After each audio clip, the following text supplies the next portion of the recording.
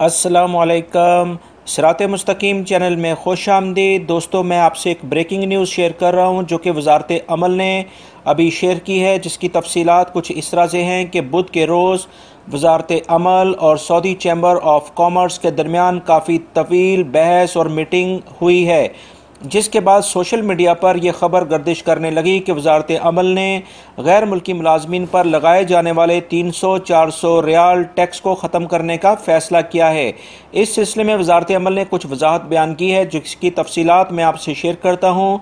दोस्तों, अगर आपने मेरे चैनल सिरात मुस्तकीम को सब्सक्राइब नहीं किया है तो प्लीज़ इसको सब्सक्राइब कर लें, बेल बटन लाजमी प्रेस कर लीजिएगा ताकि जैसी मैं कोई वीडियो अपलोड करूँ फौरी तौर पर आपको मिल सके।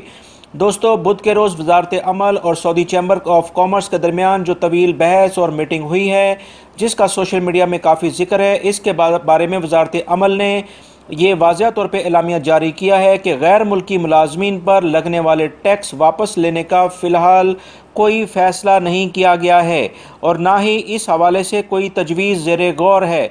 इस खबर में कोई हकीकत नहीं है कि वजारत अमल कि जो 300-400 रियाल का टैक्स मुलाजमीन पर उसको वापस ले रहा है। ये बिल्कुल वैसा ही फ़ैसला है मुलाजमीन पर टैक्स लगने का जैसे पहले था, इसमें कोई रद्दोबदल नहीं किया गया है। लिहाजा सोशल मीडिया पर चलने वाली या दूसरे मीडिया पर चलने वाली ये ख़बरें सरासर गलत हैं।